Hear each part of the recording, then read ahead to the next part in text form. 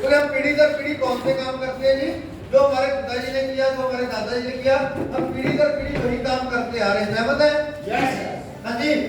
हम जल्दी जल्दी अपने परिवार का पुराना काम बदलने की कोशिश नहीं करते, लेकिन मैंने कोशिश की क्योंकि मैं एक बात समझ चुका था कि अगर मैं भी नौकरी करूंगा तो मेरे भी परिवार की, जो मेरी आने वाली पीढ़ियों की भी दशा वही रहेगी। जो समझौते हमें करने पड़े हैं बचपन में, जो समझौते हमारे माँ बाप को करने पड़े हैं, अगर मैं भी वही काम करूंगा तो आने वाले समय के अंदर जब हम माँ बाप होंगे तो वही समझौते हमें भी करने पड़ेंगे। और जो समझौते बचपन में हम कर रहे हैं आज छोटे होते हुए, वही समझौते आने वाले टाइम में हमारे बच्चे करेंगे। सहमत हैं? यस। क्या आप समझौतों वाली जिंदगी चाहते हैं? नो। क्या आप लोग समझौते वाली जिंदगी चाहते हैं? नो। जो हाँ ना नहीं करते, ये दोस्तों मुझे लगता है समझौते कर चुके हैं। क्या आप समझौते वाली जिंदगी चाहते हैं? नो। तो आपको बोलना पड़ेगा। जब तक हम बोलते नहीं करते, रोहित जी को माँ भी दूध नहीं पिलाती। सहमत है? यस। क्या हम समझौते वाली जिंदगी चाहते हैं? नो। अगर हम सभी लोग समझौते वाली जिंदगी नहीं चाहते भी हमें कभी दूध के लिए समझौता करना पड़े, कभी खाने के लिए, कभी बिजली के बिल के लिए, कभी नहाने के लिए, कभी हमें घर के लिए, कभी हमें स्कूटर मोटरसाइकिल लेने के लिए समझौता करना पड़े, कभी गाड़ी के लिए, कभी कपड़ों के लिए समझौते करते हैं कि नहीं करते? सूट पसंद आता है 5,000 का, लेके आते हैं 500 वाला। क्या फर्क पड़ता है? सहमत है? सहमत है? हाँ जी। दोस्तों क्या फर्क पड़ता नहीं है? फर्क पड़ता है, क्योंकि 5,000 वाले सूट की बात नहीं है, जब 500 की बात नहीं है, बात है पसंद की। जो चीज हमें पसंद नहीं आई, अगर हम वो नहीं ले पाते तो उसमें हम क्या बोलते हैं? समझौता। वो समझौता करने का जो मेन कारण है वो कहीं ना कहीं पैसा है। पसंद से हम लेना चाहते हैं 5,000 का, लेते हैं 500 का, तो एक कारण क्या पीछे? वो मजबूरी, वो इनकम हमारे पास नहीं है। गाड़ी बड़ी लेना चाहते हैं, लेकिन जब बच्चा बाजार जाता है कहता है मेरे पास बड़ी गाड़ी होगी, तो माँ बाप क्या करते हैं? जब हमारी पॉकेट, जब हमारी आमदन वो हमें इजाजत नहीं देती हम बड़ी गाड़ी ले, तो हम बच्चे को एक खिलौना कार लेके देते हैं। सहमत है? यस। और बच्चे को संतुष्ट करते हैं, ये गाड़ी होगी तेरी। छोटा सा हवाई जहाज लेके देते, ये हवाई जहाज आज से तेरा है। सहमत है? यस। बच्चा छोटे सी कार और छोटे से हवाई जहाज को लेके बड़ा खुश होता है कि अब मैं कार का मालिक बन गया, अब मैं हवाई जहाज का मालिक बन गया। कभी आपने भी महसूस किया होगा जब आप छोटे हो गए? ये जी? यस। लेकिन जैसे जैसे बड़े होते हैं तैसे तैसे हकीकत सामने आ जाती है कि वो तो खिलौना था, वो तो सिर्फ हमें कुछ देर के लिए संतुष्ट करने के लिए माँ बाप ने हमें खिलौना दिया था, ले बेटा खेल। हाँ जी। और महसूस कर, ये कार दे दी है, महसूस कर, ये हवाई जहाज दे रहा है। लेकिन जैसे जैसे हम असलियत के अंदर बड़े होते हैं, हमें असलियत पता चलती जाती है, तो कहीं ना कहीं हमारे वो सपने, वो जो हमने महसूस किया था कि हम एक कार के मालिक हैं, जो हमने महसूस किया था कि हम हवाई जहाज के मालिक हैं, कहीं ना कहीं वो हमारे सपने टूटते हैं। सहमत है? यस। सहमत है? यस। और कहीं ना कहीं हम अपने माँ बाप के ऊपर इल्जाम लगाते हैं। बच्चे को जब माँ बाप बोलते हैं ना बेटा पढ़ कुछ बन जाएगा, बच्चा कई बार माँ बाप को बोल देता है अगर इतना ही पढ़ाई लिखाई जरूरी थी तो आप पढ़ लेते। सहमत है? यस। सहमत है? यस। अगर बच्चे को माँ बाप बोलते हैं बेटा मेहनत कर तू कुछ बनेगा, तो कई बार बच्चे माँ बाप को बोल देते हैं आप मेहनत कर लेते आप कुछ बन जाते। सहमत है? यस। हाँ जी। यस। तो कई बार क्या होता है, उनकी कोई ना कोई मजबूरी रही होगी, उनकी कोई ना कोई मजबूरी रही होगी। एक बार क्या हुआ, एक लड़की की नई नई शादी हुई, एक लड़की की नई नई शादी हुई, तो उस लड़की का जो सबसे उसमें खूब गुण था, वो गुण क्या था? वो चिकन बहुत बढ़िया बनाती थी। और चिकन के अंदर, जब चिकन के अंदर जो सबसे खास बात है, जो लोग चिकन खाते हैं वो समझते होंगे, चिकन के अंदर जो चिकन की सबसे खूबसूरत बात करके स्वादिष्ट चीज होती है जी मुर्गे की टांग, जिसे बोलते लेग पीस। सहमत है? यस। हाँ जी। तो लड़की के जो सबसे बड़ा गुण था, सबको पता है चिकन बहुत बढ़िया बनाती है। तो जैसे उसकी शादी हुई, वो पहले दिन अपने ससुराल के अंदर गई, तो उसके पति ने बोला कि मुझे पता चला चिकन बहुत बढ़िया बनाती है, पहला दिन चिकन बना के खिला। तो लड़की ने चिकन बना के खिलाया, यकीन मानना उसका घर वाला उंगलियां चाटता रह गया, इतना स्वादिष्ट कोई जवाब नहीं है।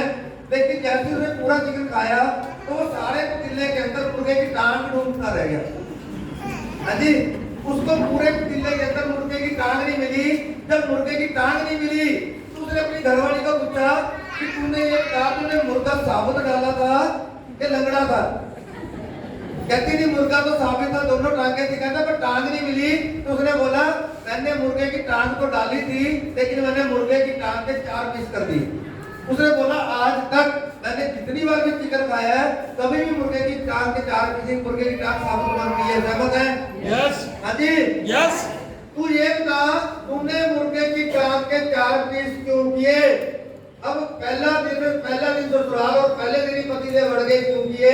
उसने बोला कि पतिदेव ये बताए क्या खाने में कोई कमी थी, क्या स्वादिष्ट नहीं था, क्या स्वाद में? अच्छा, इतना स्वाद चिकन मैंने आज तक जिंदगी में नहीं खाया, लेकिन मैंने कभी भी मुर्गे की टांग के 4 पीस नहीं खाए, हमेशा पूरी टांग खाई है। तो ये बता तुमने मुर्गे की टांग के 4 पीस क्यों किए? अब पहला दिन फंस गई, क्या पहले दिन लड़ाई शुरू होगी, पहले दिन ही सवाल हो गए। तो घरवाला नहीं माना तो उसने क्या बोला कि पतिदेव मेरी मजबूरी थी, मुझे नहीं पता मुर्गे की टांग के 4 पीस क्यों किए जाते हैं, लेकिन मेरी माँ भी ऐसी बनाती, मेरी माँ भी मुर्गी की टांग के 4 पीस करके बनाती थी, इसलिए मैंने 4 पीस किए। कहता लगा सासू माँ को फोन। उसने सासू माँ को फोन लगाया। अब सासू पहला दिन जब दवाई का फोन आ जाए कि ये बताओ मुर्गे की टांग के 4 पीस क्यों किए, तो पहले दिन ही सास घबरा गई। अब तो पहला दिन और पहले दिन ही दवाई राजा नाराज हो गए। तो पहले दिन पूछा कहती कैसा क्या बना नहीं, स्वाद बहुत बना है लेकिन फर्क क्या है? ये बताओ मुर्गे की टांग के मैंने जितनी बार चिकन खाया साबुत बनती है, आपने मुर्गे की टांग के 4 पीस क्यों किए? उसने बड़ा समझाने की कोशिश की सास ने, दवाई राजा जी नहीं माने। तो सास ने बोला भाई मेरी मजबूरी थी, मेरी माँ भी ऐसे बनाती थी। अब किस्मत से लड़की की नानी भी जिंदा थी।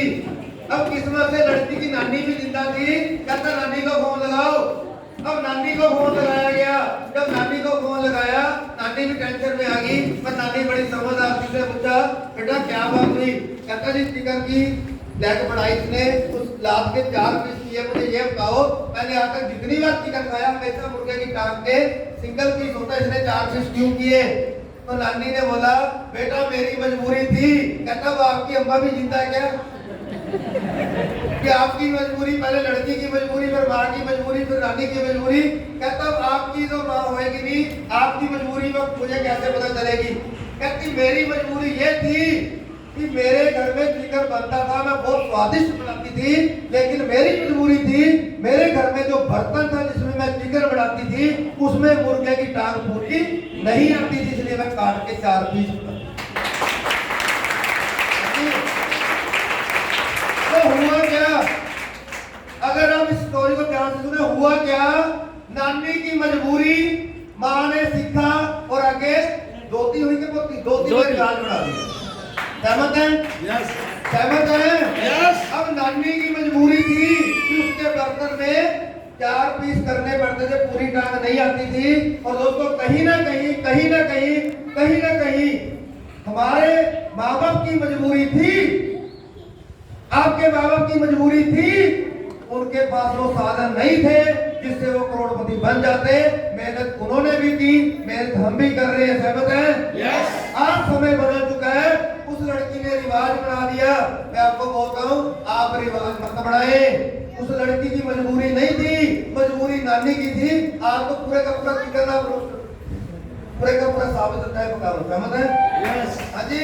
यस। बड़े से बड़े चाहे बकरा पूरे का पूरा साबित बना लो। आज ऐसे मशीनें ऐसे बर्तन आ चुके। सहमत है? यस। आज मजबूरी नहीं है। आज मजबूरी नहीं है। आज मजबूरी नहीं है। तो इसी तरह आज मजबूरी पैसे के लिए भी नहीं है। आज मजबूरी नहीं है। पैसे के लिए भी आज मजबूरी नहीं है।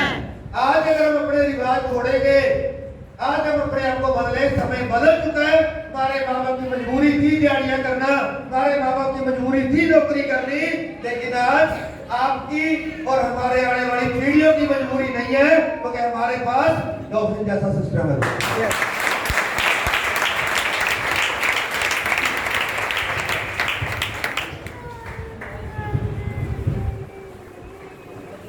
हमारे हमारी मजबूरी नहीं है दोस्तों। कल को आने वाले वक्त के अंदर जब हमारे बच्चे हमसे पूछेंगे कि आप समझौता नहीं करना चाहते थे, हमें समझौते करने पड़े, आपको समझौते करने पड़ेंगे और आपको पड़े, आपने समझौते क्यों किए? तो फिर जैसा सिस्टम होते हुए भी आपने समझौते क्यों किए? वो आने वाली पीढ़ी हमसे सवाल करेगी। दादा परदादे की तो मजबूरी मान सकते हैं, आपके पास साधन था। और दोस्तों मैंने सिर्फ इस सिस्टम को जब देखा, सुना, समझा, ना समझ आने के बावजूद भी पहली चीज ये देखी, तो मैं पैसे दे रहा हूँ, सबसे बड़ी दिक्कत क्या होती है जी? तो हम पैसे लगाते हैं, सहमत है? क्या प्रॉफिट की किसी को टेंशन है? करोड़ों रुपए आने की किसी को चिंता है? करोड़ों रुपए आने के लिए हम तो काला माना ना हो जाए इसलिए नहीं करेंगे, हमें करोड़ों नहीं चाहिए इसलिए नहीं करेंगे, ज्यादा आने के टैक्स बढ़ जाएगा, ये हो जाएगा, क्या इसलिए हम प्रॉफिट करेंगे या नहीं करेंगे? इसलिए नहीं करेंगे कि पैसे ज्यादा आ जाएंगे।